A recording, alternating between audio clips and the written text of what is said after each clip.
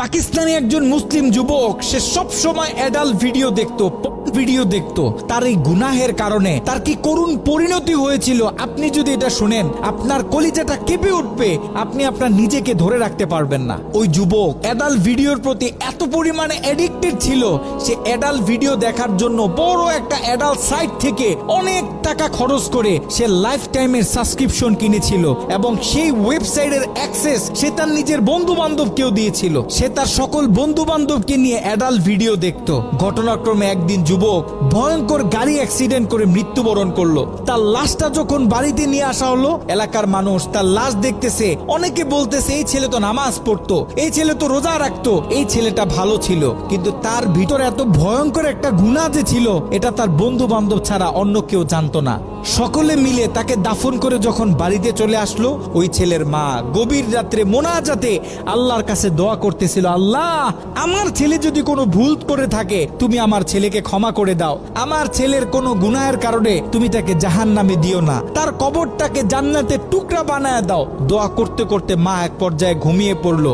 মা যখন ঘুমিয়ে পড়লো, তিনি স্বপ্নে ভয়ঙ্কর একটা দৃশ্য দেখলেন। তিনি দেখতেছে তার ছেলের কবরে আল্লাহ পাক জাহান্নাম থেকে কিছু ফেরেশতা নিযুক্ত করলেন এবং ওই ফেরেশতাদের হাতে বড় বড় কিছু কুড়াল, যে কুড়াল দিয়ে সকল ফেরেশতারা মিলে একসাথে তার ছেলের শরীরে আঘাত করতেছে।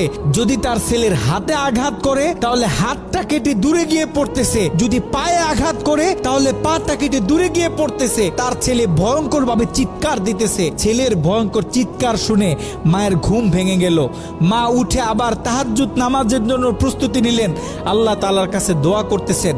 দ্বিতীয় দিন গভীর রাতে যখন মা ঘুমিয়ে পড়লেন, তিনি দ্বিতীয় দিন আরো ভয়ঙ্কর চিত্র দেখলেন, যেখানে প্রথম দিন 8 থেকে 10 জন ফেরেশতা দিয়ে আল্লাহ পাক তার ছেলের উপর আযাব দিতেছিলেন, সেখানে দ্বিতীয় দিন 30 থেকে 40 জন জাহান্নামী ফেরেশতারা তার ছেলের উপর আযাব দিতেছিল। তার মা আরো ভয় পেয়ে গেল। তৃতীয় দিন গভীর রাতে ওই ছেলের মা যখন আবার ঘুমিয়ে পড়লো, তৃতীয় দিন তিনি খেয়াল করলেন 50 থেকে 60 জন জাহান্নামী ফেরেশতারা তার ছেলের উপর আযাব দিতেছে, তার ছেলের উপর আক্রমণ করতেছে, তার ছেলে ভয়ঙ্কর ভাবে চিৎকার দিতেছে। দিন যত বাড়তেছে আল্লাহ পাক জাহান্নাম থেকে তত বেশি ফেরেশতা তার ছেলের উপর নিযুক্ত করতেছে।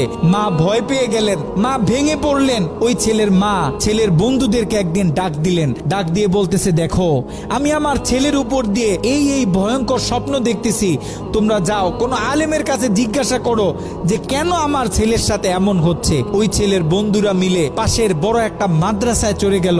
ওই মাদ্রাসায় ছিল একজন শাইখুল হাদিস।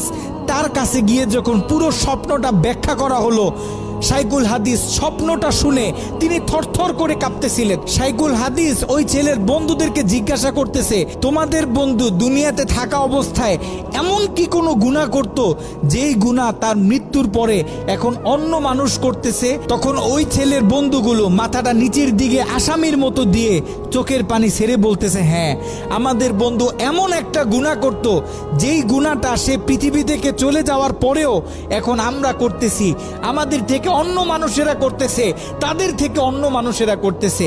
আমাদের বন্ধু অ্যাডাল্ট ভিডিও দেখতো, সে একটা সাইট থেকে সাবস্ক্রিপশন কিনেছিল, সেই মেইল পাসওয়ার্ড আমাদেরকে দিয়েছিল, আমরা আমাদের বন্ধুদেরকে দিয়েছি, তারা তাদের বন্ধুদেরকে দিয়েছে। এরকম করে এটা আস্তে আস্তে ছড়িয়ে পড়তেছে। ওই আলেম বলতেছে, শোনো, তার এই গুনাহ পৃথিবীতে যত মানুষ করবে, দৈনিক যত মানুষ এই গুনাহের সাথে লিপ্ত হবে, আল্লাহ পাক জাহান্নামের তত বেশি ফেরেশতা তোমাদের বন্ধুর উপর আযাব দেওয়ার জন্য নিযুক্ত করে দিবেন। নাউজুবিল্লাহ। যত সম্ভব পারো তোমরা এই ওয়েবসাইটের অ্যাক্সেসটা বন্ধ করার চেষ্টা করো।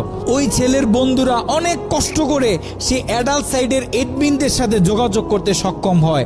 তারা সেই এডমিনদেরকে জানায়, এই অ্যাকাউন্টের যে মালিক সে গত কয়েকদিন আগে মারা গেছে, আমরা চাই এই অ্যাকাউন্টটা চিরদিনের জন্য বন্ধ করে দেয়া হোক। কিন্তু সেই এডমিন প্যানেল থেকে সেই ছেলের বন্ধুদেরকে জানানো হলো যে এটা কশ্চিন কালেও সম্ভব না, কারণ আমাদের থেকে যারা লাইফ টাইম সাবস্ক্রিপশন নেয় তারা হচ্ছে আমাদের প্রিমিয়াম কাস্টমার। আমরা তাদেরকে হাই সিকিউরিটি দিয়ে থাকি। তারা যখন আমাদের থেকে কোনো প্যাকেজ নেয়, আমাদের থেকে কোনো অ্যাকাউন্ট নেয়, আমরা তখন তাদেরকে মেইল দিই, পাসওয়ার্ড দিই এবং আমরা তাদের হাতের ফিঙ্গার নিয়ে থাকি। আপনারা হয়তোবা তার অ্যাকাউন্টের মেইল পাসওয়ার্ড দিতে পারবেন, কিন্তু তার হাতের ফিঙ্গার তো আর আপনারা দিতে পারবেন না। তার হাতের ফিঙ্গার যদি ম্যাচ না করে তাহলে আমরা এই অ্যাকাউন্ট অফ করতে পারবো না। নাউজুবিল্লাহ। একটু চিন্তা করে দেখেন, ওই ছেলের রেখে যাওয়া অ্যাকাউন্ট থেকে যত মানুষ খারাপ কাজে লিপ্ত হবে, যত মানুষ পর্ন ভিডিও দেখবে, তত গুনাহ তার আমল নামায় যেতে থাকবে। একটু ঠান্ডা মাথায় চিন্তা করেন, আপনি আর আমি আমাদের সোশ্যাল মিডিয়া অ্যাকাউন্টগুলো কিভাবে ব্যবহার করতেছি। আমরা তো আমাদের ফেসবুকে কত ছবি শেয়ার করি, কত মুভি ক্লিপ শেয়ার করে থাকি, কত গান বাজনা শেয়ার করি। আপনার আমার মৃত্যুর পরে এগুলো তো আর কেউ কাটতে পারবে না। যত লক্ষ মানুষ আপনার আমার মৃত্যুর পরে এই ভিডিও দেখবে, আপনার আমার অ্যাকাউন্টে রেখে যাওয়া ভিডিও যত মানুষ দেখবে, আপনার আমার কবরে তত কঠিন কঠিন আযাব দেয়া হবে। আপনি আর আমি জীবিত থাকা অবস্থায় যদি আমাদের ফেসবুক অ্যাকাউন্টে ইসলামিক ভিডিও শেয়ার করি, একটা কোরআনের তেলাওয়াত শেয়ার করি, একটা হাদিস শেয়ার করি, ইসলামিক কোনো ডকুমেন্টারি শেয়ার করি, তাহলে আপনার আমার মৃত্যুর পরে এই অ্যাকাউন্ট থেকে যত মানুষ এই ভিডিওগুলো দেখবে, আমরা কবর থেকে তত বেশি সওয়াব পাইতে থাকবো। এ কারণে আমরা পৃথিবীতে থাকতে যত কাজ করব, সব কাজ যেন আমরা চিন্তা ভাবনা করে তারপরে করি। এমন কোনো কাজ করব না যে কাজ আমার মৃত্যুর পরে আমার কবরে আযাব